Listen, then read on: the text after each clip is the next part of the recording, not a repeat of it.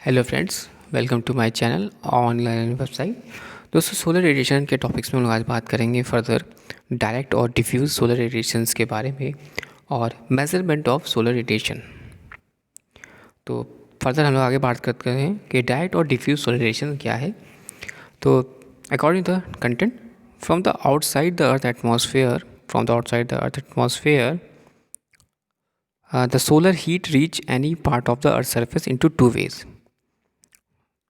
It is a two way that a part of the sun radiation travels through the atmosphere and reach the earth's surface directly. तो first condition यहाँ पे ये हो गई कि a part of the sun radiation travels through the atmosphere and reach the earth's surface directly. This part is called direct या beam radiation. तो जो डायरेक्टली पहुँचा रहा है वो हमारा डायरेक्ट रेडिएशन या बीम रेडिएशन कहलाता है। A part of the sun radiation travels through the atmosphere and reaches the earth's surface directly. This part is called direct या beam radiation. It is a specular that is mirror-like in nature. It is specular that is mirror-like in nature and is incident on the surface at an angle which is determined by the line joining the center of the sun to the center of the earth. तो इसको ध्यान रखना है आपको। तो indication कर रहा है it is a specular that is mirror like in nature and is incident on the surface at an angle which is determined by the line joining the center of the sun to the center of the earth. Thus if the orientation of the surface is change, यहाँ पे देखिए जो orientation of the surface क्या हो रहा है वो change हो रहा है, this radiations can be increase या decrease। ओरिएंटेशन चेंज होगा, orientation of the surface change हो रहा है, इसलिए रेडिएशन कैन बी इंक्रीज या decrease. And it is a maximum when the surface is normal to the sun rays. तो ये कब होगा? It is the maximum when the surface is normal to the sun rays. Further आगे बात करते हैं। तो जो मेजर पार्ट है solar of the sun radiation का वो is scattered, reflected and back into the space and absorb by the earth atmosphere. जो मेजर पार्ट है सन रेडिएशन का is scattered, reflected back into the space and absorbed by the earth. A major part of the sun radiation is scattered, reflected back into the space and absorbed by the earth atmosphere. A part of this radiation is re-radiated and reach the earth's surface uniformly from all direction. तो यहाँ पे आपको ध्यान रखना है कि जो re-radiated and reach the earth's surface uniformly from all the direction. It is called diffuse या sky radiation. तो ये क्या कहलाएगा?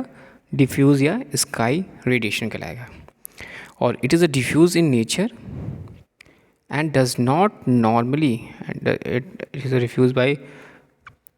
a diffuse in nature and does not normally change with the orientation of the surface. Then आगे जो हम लोग बात करते हैं, तो जो टोटल सोलर रेडिएशन है वो reaching a surface is equal to the sum of the direct and diffuse radiation.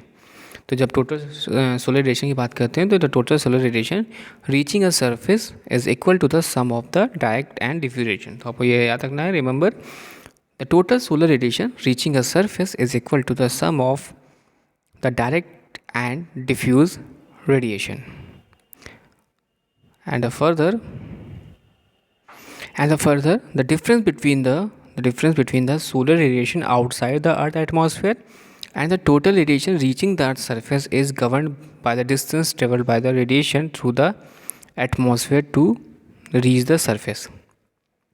The difference between the solar radiation outside the Earth's atmosphere and the total radiation reaching the Earth's surface is governed by the distance traveled by the radiation through the atmosphere to reach the surface. And the next, the diffuse radiation is usually a very small part of the total radiation in a clear sky.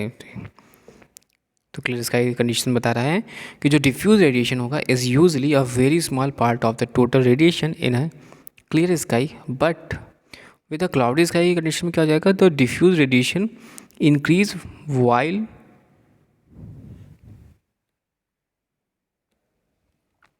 the diffuse radiation increase the while direct radiation is depleted. तो यहाँ पे clear sky condition हो गई, in this clear sky condition, you have seen that in this clear sky and cloudy sky, तो clear sky condition में क्या हो जाएगा, जो diffuse radiation is usually a very small part of the total radiation in a clear sky, but with a cloud sky जो diffuse radiation है वो increase while the direct radiation is depleted. Thanks for watching and sharing.